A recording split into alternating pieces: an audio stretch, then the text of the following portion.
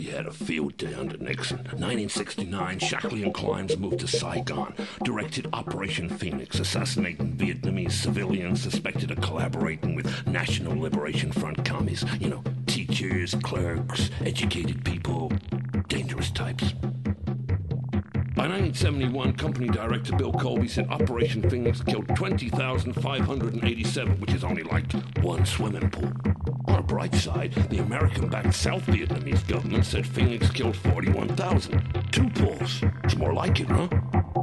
1971, Phoenix got exposed. Congress, my old lady, she started squawking that it's illegal and that I ain't gotta do it anymore. Our boys kept up that damned operation till 1975. That ought to show her who's boss. Meanwhile, 1972, Shackley handled difficulties in Chile. Another socialist, Allende, another goddamn popular election. Nixon's Secretary of State Kissinger, he said, I don't see why we need to stand by and watch a country go communist because of the irresponsibility of its own people. My feelings exactly. Nixon and Kissinger indicated Allende's assassination would not be unwelcome, so Shackley organized Operation Track 2. 1973, Allende was offed. Military coup toppled his government. Gerald Ford, president after Nixon's Watergate disaster, said that our Chilean operations were in the best interest of the people of Chile and certainly in our own best interests. You can say that again. Watergate, though. What happened? 1972, Howard Hunt and Miami Cubans, including Frank Sturgis, they got caught burgling Democratic Party headquarters, tampering with presidential elections. While only a putsy burglary, investigations into it started revealing illegal donations from World Anti-Communist League countries like Taiwan, anxious to prolong the Vietnam War into Nixon's re-election campaign. Nixon sort of had the situation explained and sort of resigned. Ford pardoned him and investigations ended there. Phew. Close call, huh? After Nixon, things deteriorated. Vietnam War ended 1973. Theo Shackley had an our East Asia division. He somehow lost thousands of tons of American weapons, eventually stashed in Thailand in case we needed guns fast, no questions asked. Pulling out of Laos, Shackley and the rest departed for Iran and thereabouts. Drug profits safe with Nugan hand.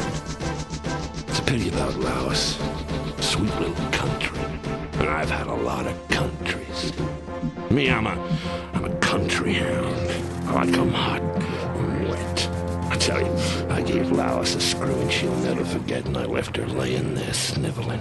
We dropped 2 million tons of bombs, more than on Germany and Japan together during World War II. Hundreds of thousands dead. Say, 11 swimming pools. I still remember the message those scallywags at U.S. Air Force Radio signed off with before closing down and leaving Laos. Goodbye! See you next war!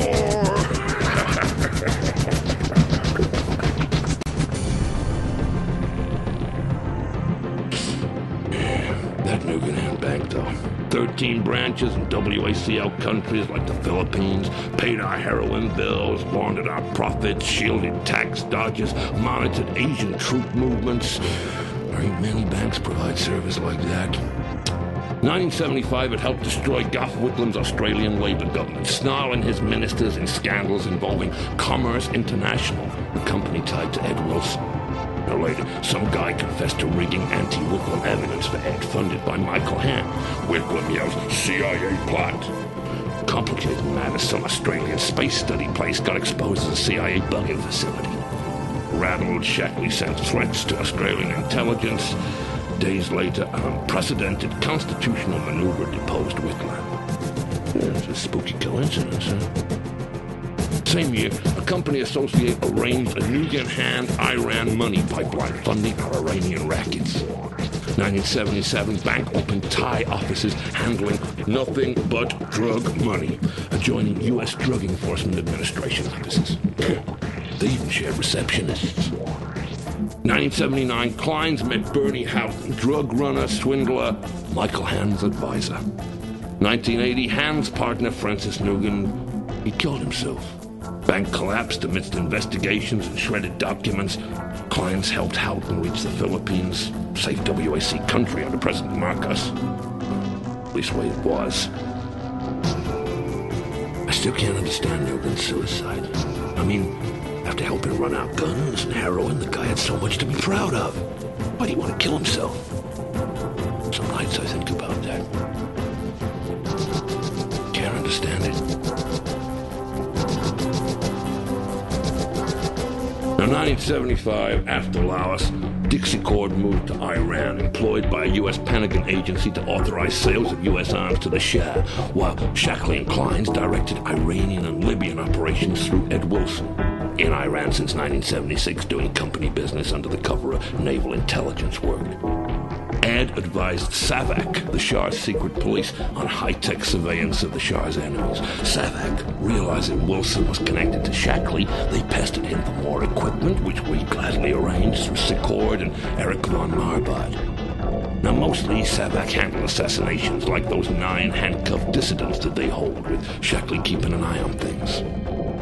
Meanwhile, Iranian-born Albert Hakim wanted in on the arms deal action. Now, we connected him to Secord to arrange contracts, like supplying Rockwell International's IBEX project, aid in the Shah.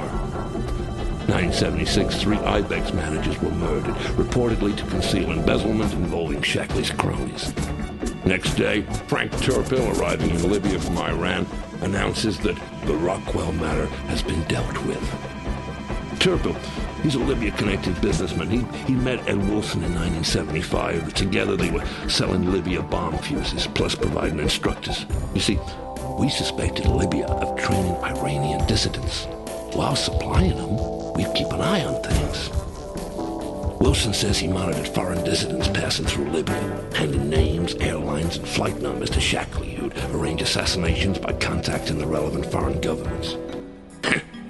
All those unsuspecting revolutionaries in airport lounges, slaughterhouse processions with music. Yeah, since Watergate, Congress had me pussy-whipped. But if Nixon's VP Ford got re-elected in 1976, Shackley had become CIA director, allowing me to sidestep regulations.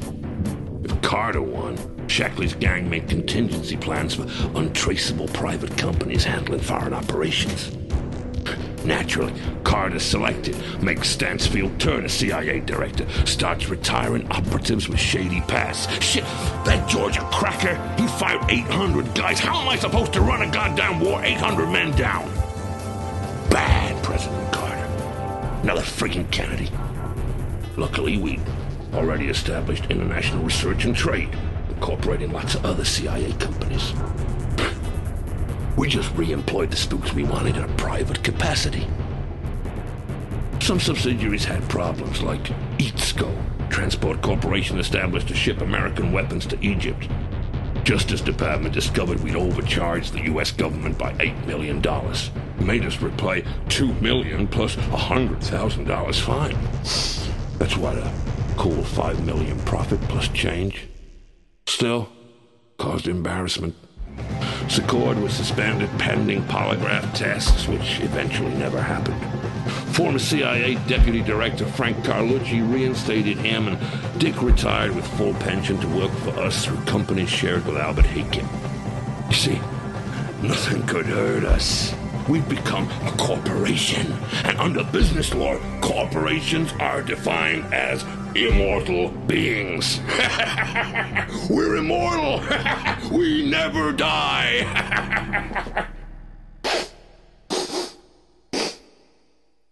We just start to smell funny after a while is all.